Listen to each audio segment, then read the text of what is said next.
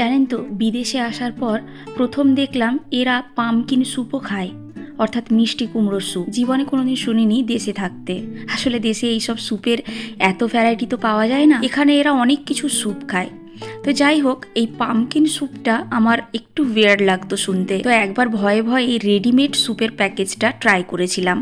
দেখলাম এত অসাধারণ টেস্ট, তখন নিজে বাড়িতে বানালাম। আর এটা বলে রাখি, বাড়িতে বানানো স্যুপটা কিন্তু রেডিমেড প্যাকেজিং স্যুপের থেকেও ভীষণ ভীষণ টেস্টি ছিল। তো কিছুই না, পামকিন অর্থাৎ মিষ্টি কুমড়ো, তার সাথে গাজর সব কিছু ভালো করে কেটে ধুয়ে দিয়ে দিয়েছি। তার সাথে দিয়েছি একটা বড় গোটা পেঁয়াজ, একটা রসুন, সব কিছুকে নুন, গোলমরিচ আর অলিভ অয়েল দিয়ে একটু মিক্স করে নিয়েছি।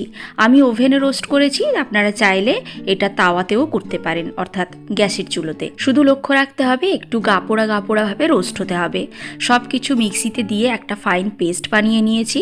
আর আমার কাছে ফ্রেশ ক্রিম ছিল না, তাই আমি ক্রিম চিজের একটা কিউব দিয়ে দিয়েছি। আপনারা চাইলে এই জায়গায় শুধু মিল্কটাও ইউজ করতে পারেন। এবারে একটা প্যান গরম করে তাতে অল্প একটু বাটার দিয়ে পুরো মিক্সচারটা তাতে ঢেলে দিয়েছি। আর পরিমাণ মতো থিকনেসটা রেখেছি। এটা একটু থিক হয়, অন্যান্য স্যুপের মতো অতটা পাতলা হয় না, একটু থিক হয়। আর থিকনেসটা কীরকম হবে সেটা আমি এখানে কিন্তু দেখিয়ে দিয়েছি।